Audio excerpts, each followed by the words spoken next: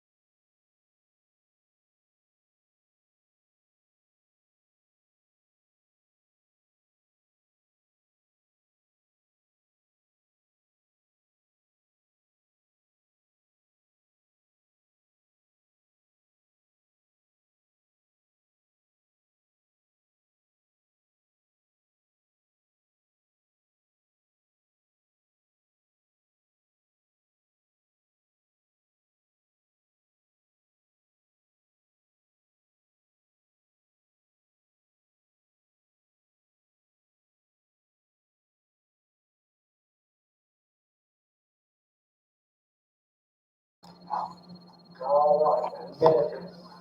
Hey, Marilyn.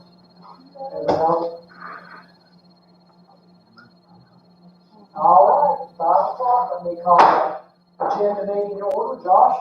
All right.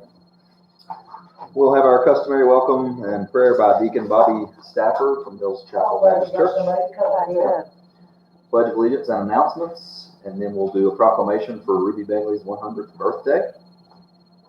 Then have citizen comments. We do not have any communications from staff, councils, commissions, or agencies for this meeting.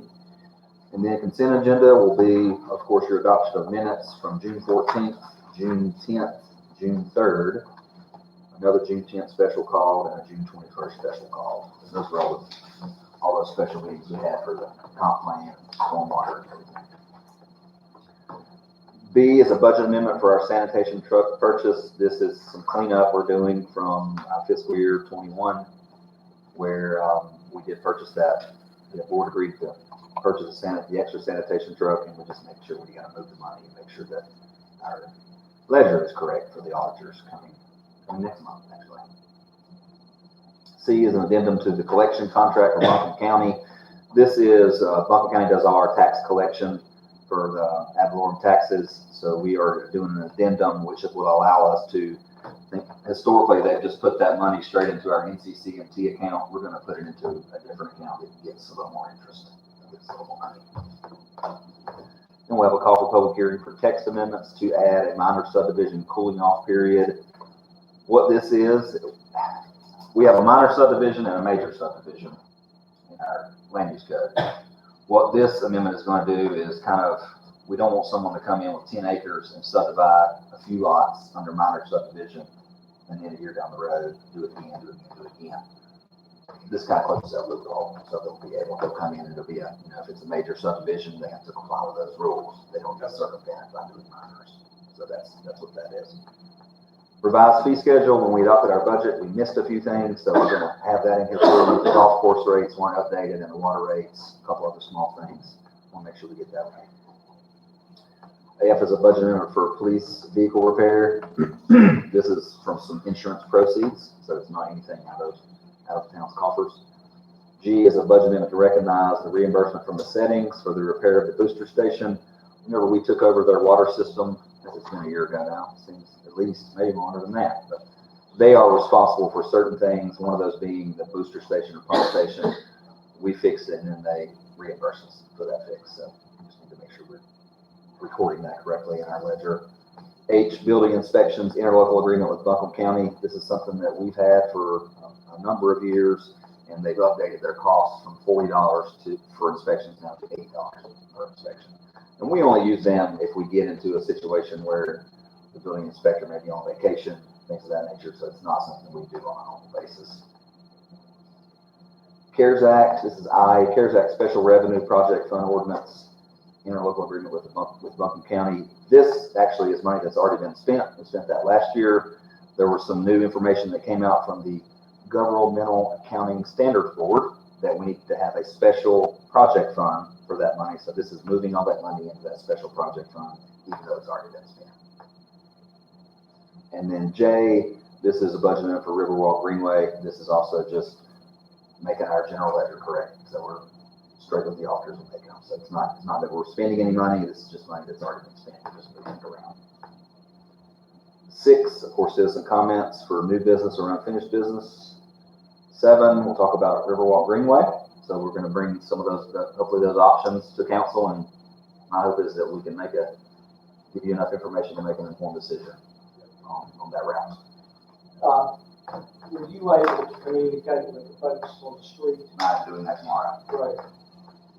I'd suggest, if y'all are aware that, the Greenway Commission recommended coming down Midland.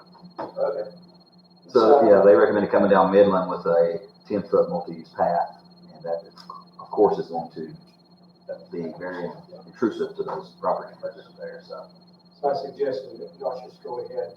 He knows everything. He's like, from proper. I'll deal with him. Yeah. And but just go ahead and inquire, because I just don't see that moving forward.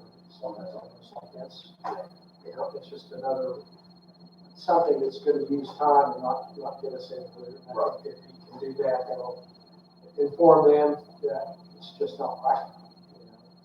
Unless they all go, sure, we'd love you to do it. And then that's that. I don't anticipate that. Are you gonna have Fred walk us through the options again, or are you gonna do it? One of us, I'll either have Fred here or I'll do it. Okay. We'll make sure we get it done. Good for everybody. New business, American Rescue Plan Act discussion. I know we've talked about this in the past. I've had some conversations with Pam and Doug specifically, and they have been interested in giving employees, and I pretty much made every full-time employee, and what's the term I'm looking for? One time?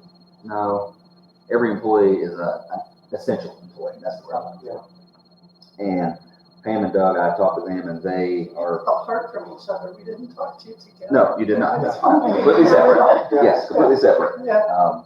And I think, how about you just why don't you tell us your feelings on that instead of me trying to tell us what you think.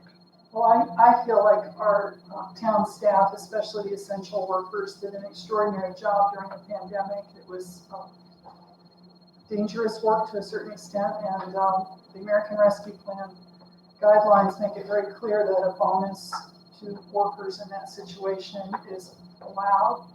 And it was my suggestion to Josh that we pursue that and let our town workers know how much we appreciate all they did during the pandemic. I think it's a good idea. And then 8B, golf cart financing. We've talked about this before. This is just kind of getting everything in front of council, but what you have in front of you is going to be a loan from BB&T with the interest rate of 1.28%, which is amazing that it's that low. A 3-year term, and that payment is the total amount is $170,000 for 3 years. It's about $50-some thousand a year to pay that. And then we'll jump into our appointments. So we have your town council vacancy, which we got 5 applicants for that.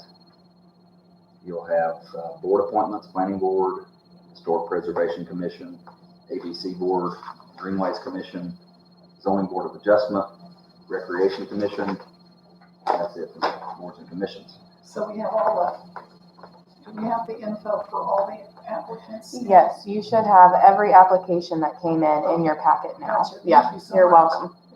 So will that be like, put out before each one, before CD, and, well, CD, but then the various boards under D?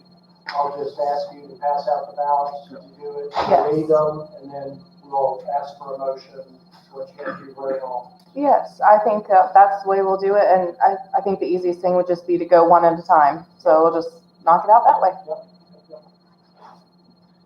You know, some of these may not be, I don't know if there's multiples.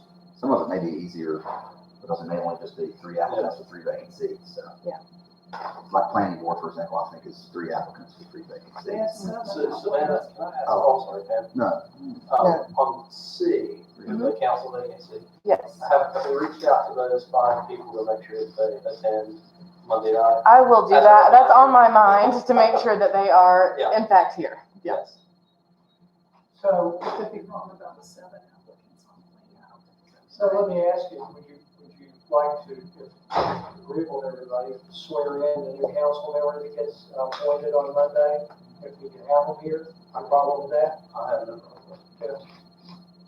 If they're all here, I don't want to call and ask them to show up. Yeah. You know, Well, if we if they're all here. Right, but if we call, We let them know ahead Savannah of calls them and Let them know. and lets them know, in fact, even if they don't come, they've been asked to be here, every one of them.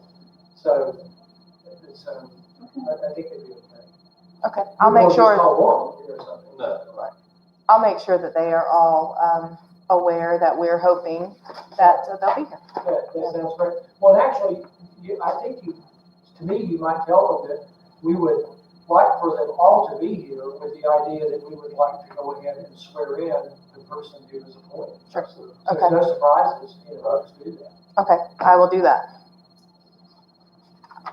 and then lastly, our public hearing, this would be for the close the street, this is for a right-of-way closure, portion of unopened platted portion of right-of-way parallel between West College Street and Goldmont Street and Central Avenue. I always have a hard time getting that out, so I tongue twister. So Because you said it every meeting for the past. You're probably right. Yeah. That's probably true. Yeah. And then Is there communication, anything left over there to close? I don't think so after this. I think that there might be the Might be south one end. more. I think it's next month. Then communication from town attorney and me. What I plan to mention in my communication, just so you'll be aware, would be, I've talked to a few of you about some potential intersection studies. So we'll need to get a traffic engineer to do the studies. There's some concerns about safety in specific areas, and this would be Cragmont and Tomahawk, Cragmont, Bird, and Hiawassee, and then 10th Street and Laurel Avenue. Do you need a board action on that? I mean, I've got money in the budget for this, so Yeah. I don't think so. What do you think? I think it's there, just be like the board. I just want to let you know that's what we're going to pursue. Sounds good. If something ends up running over, of course, I'll come back to ask you for more money, but Right. So I'll just say one thing out loud about that. I live really close to the intersection on 10th Street and Laurel Avenue, and I just wanted to say that out loud because I don't want it to look ever like I'm asking for preferential treatment because it's my street, by my neighborhood. In fact, the neighbors took the initiative to get that going without, I didn't even know they were doing it. So I just felt like I needed to say that out loud. yeah, I've got a petition from neighbors on the 10th and Laurel about theirs. And then we'll have a closed session to talk about personnel. And that's it. All right, there was one other item that I was hoping we could address, and that is the library renovation wish list. I believe that it's been reviewed by your board, the library. Library board's looked at it, and I'll get that back to you and I'll grab it. Right, so my my question is, does this council need to look at it before it goes to Brownie or no? The board's purpose, but I'm gonna leave that for, my communications and how they're ready for you now. Excellent, great. But what it is, it's a compilation of what, staff looked at, what the public input during those interview processes that the study commission did, whether what, so it's pretty broad, but as what you will see, me and Mary anyway, that will strike us as odd, is all of the things being asked for, the library is becoming more activity-based, less book-based. And that seems to be broad, that's just the way things are going. So you'll see a lot of asks on that list that you might not have thought out 30 years ago, because before everybody had access to every book in the world sitting at the table. The function of the library is changing pretty rapidly. And I think that's part of what that study encompassed. They wanted those big spaces to work with. Right. So the wish list that was, so County Commission Chair Newman asked for a wish list to be compiled by our branch manager, Melissa Presley. And I met with her and did that. And that's the list we provided to you. Has it been edited then? Is that what you're saying? No, the library board has left it as was. They didn't prioritize, which was the initial thought. They just left it as is. So Okay. no changes. Gotcha. But now, would it be, let's go into the commissioners, does it need to be, we need to take board action on it, happy to do it if you think it'd be helpful? I think it's just informative, and I don't know if it will be helpful. We're just putting this information in the pot because at least the chairman and some of the commissioners are looking at, okay, what do we gain with these new consolidated libraries? How can we do that economically and keep the local libraries in place? What would it take, like Flat Mountains Library, one of those libraries, serve these functions that study group is at. We can let the minutes show that council receives your report and is happy to pass that along to the commissioners. Yeah. Something like that. When we get to cemetery. And I'll mention this again Monday night, but if y'all haven't been out to look at the Swannanoa where we've done that work in Veteran Park, you should, because it looks really good. I walked it today. I walked out there the It other day. looks completely different. All right, great. It looks real good. Very good. Oh, I will say you're gonna get a letter from a child soon that wants the rock, some of the big rocks back. We'll see what we can do. Where did you put them? Where are those rocks? Anything else, folks? Good for me. Great. If not, meeting is right. Hey, Savannah, Yes. can you speak